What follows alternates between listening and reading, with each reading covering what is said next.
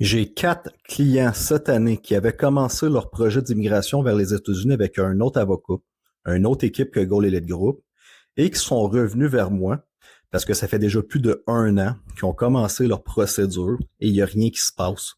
Ils sont pas capables d'avancer. L'avocat d'immigration est là. Donc déjà, je vais te le rappeler, aujourd'hui, c'est Thanksgiving. C'est fermé, tout est fermé là, aux États-Unis depuis lundi, mardi. Fait qu'il n'y a pas personne qui va te répondre à ton courriel, à ton message pendant une semaine jusqu'à lundi prochain. Les avocats te répondent pas la fin de semaine. Les avocats te répondent pas d'un jour férié.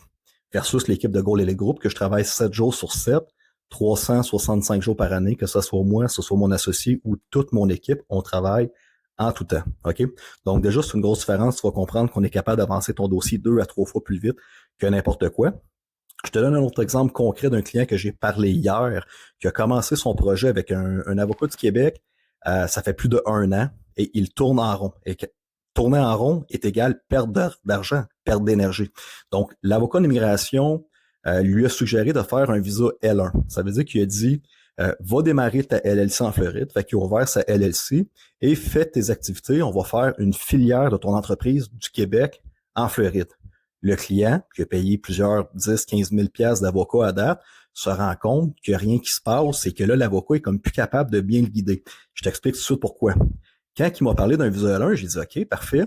J'ai dit, c'est quoi, toi, ta compagnie ici au Québec? T'as-tu, juste pour garder en tête, là, un L1, c'est comme, t'as une grosse compagnie, OK? Puis tu veux ouvrir un deuxième siège social en Floride, par exemple. Puis tu as plusieurs employés sur un payroll, puis là, tu vas déplacer un cadre, qui est la personne qui veut migrer, vers la Floride. Donc, ça prend quand même une structure. Il faut démontrer dans ton L1 les états financiers de la business. Il faut démontrer un organigramme, là. Le directeur, le vice-président, la secrétaire, le trésorier, tes employés, pour que tu puisses te qualifier que tu déplaces un siège social de l'autre côté. Or, le client, il me dit non, il dit, moi, mon travail, je suis un courtier en projet. Ça veut dire que lui, il vend des projets de mine. Il trouve des projets, puis il dit, je suis comme un courtier immobilier, mais je trouve des projets, puis c'est ça que je vends. Il dit, je suis travailleur autonome. Là, t'as des employés, t'as une structure, t'as des bureaux d'affaires au Québec. Il dit non, il dit, moi, j'ai pas de bureau d'affaires, je me déplace et je travaille tout seul comme travailleur autonome. Et là, je fais, est-ce que l'avocat t'a vraiment suggéré de faire un visa L1 dans ce que je vois pas du tout comment tu pourrais te qualifier un visa L1 juste avec qu'est-ce que tu viens de me dire en 2 minutes.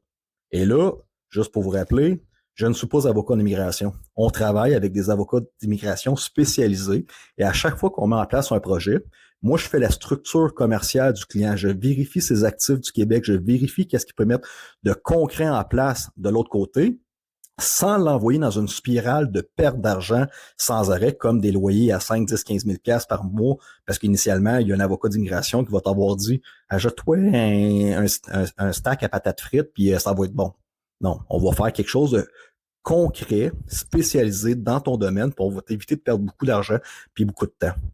Fait que là, je peux te le garantir que juste avec l'histoire que tu viens de me conter là, on compte ça à mon avocat d'immigration à moi, puis il te dit ça fonctionne pas. Fait que là, il dit, ah ouais, il dit, non, il dit, je le réalise, il n'y a rien qui fonctionne depuis 1 an. Il m'a même dit, parce que l'individu a un bon portefeuille quand même, fait qu'il y a des propriétés au Mexique, il y a des propriétés en Floride, puis il y a sa résidence au Mexique, et également, il y a des propriétés à Dubaï. Fait que là, l'avocat d'immigration lui a dit, tu vas pouvoir ouvrir ta compagnie à Dubaï et tu feras une filière vers la Floride. Mais il me dit, Max, il dit, tu comprends pas, c'est pas mal plus compliqué d'avoir les papiers à Dubaï que qu'est-ce qu'il dit, là. Il dit, il y a rien de qu'est-ce qu'il me dit qui fonctionne.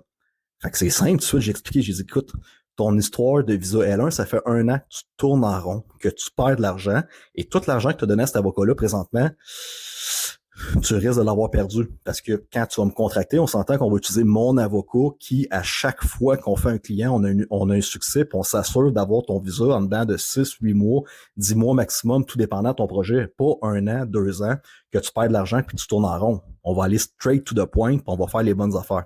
Fait que là, j'ai suggéré à la place, étant donné qu'il y a beaucoup d'immobilier, de créer une compagnie de property management, une compagnie de gestion immobilière, dans laquelle on va venir mettre beaucoup de chair alentour de l'os pour démontrer à l'immigration que concrètement, il y a une vraie business active qui va gérer des portes et qui va générer de l'emploi pour des Américains aussi.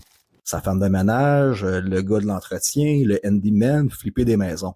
Et j'ai dit ça présentement, c'est la meilleure structure de business qu'on peut te mettre en place parce que toi, tu veux gérer tes portes. Fait qu'on va créer une société de gérance de portes à la place, plutôt qu'essayer de transformer ta business de travailleur autonome qui fonctionne pas non plus. Sa compagnie de courtage de vente de projets miniers, qui est le seul employé, puis qui n'aura jamais besoin d'employés, j'ai dit même ça se qualifie pas à ton visa E2, tu ne crées pas de job active. Donc, ta meilleure solution pour pas perdre de l'argent, puis tu as déjà un compte de banque en Floride, puis tu fais déjà des investissements, puis là, tu es en train de me dire que tu vas flipper un autre 300 000 dans ton compte pour continuer à acheter des propriétés. Mais là, on va déjà tout de suite utiliser la structure commerciale avec les dépenses que tu mets dans ton compte de banque, l'entrée d'argent puis les dépenses que tu fais. Puis on va tout simplement venir rattacher une business à ça, de mettre en place des sites Internet, une page Facebook, Instagram, un logo. On va venir créer une entreprise qui va venir se rattacher déjà aux dépenses que tu fais. Il n'y a rien qui va changer dans ta vie, autre qu'on va mettre une structure visuelle d'une entreprise et on va venir y rattacher un visa E2. Donc, cette année, ça va être le 5e client qui a perdu 10-15 000 $ en faisant affaire avec d'autres personnes, qui se rendent compte qu'ils tournent en rond pendant des mois et des mois, qui sont pas capables d'aboutir à leur projet, qui rentrent en contact avec moi, avec Goal Elite Group, et nous, on termine leur projet puis on leur obtient dans les mois qui suivent leur visa parce qu'on sait exactement, concrètement, qu'est-ce qu'il faut faire. Fait que faites juste l'imaginer encore. Perdre un an à tourner en rond, à payer des spécialistes à gauche et à droite, à payer ton loyer là-bas, en dépensant de l'argent qui est mal dépensé, qui part pas nécessairement de tes comptes avec la bonne structure pour te qualifier un visa 2, c'est des dizaines et même des centaines de milliers de dollars que des clients perdent en perte de temps, en perte d'énergie, quand dans un projet clé en main, on est tous capables de te faire ça et t'emmener directement vers ton visa dans 6 à 8 mois. Ça, c'est Goal Elite Group. Merci.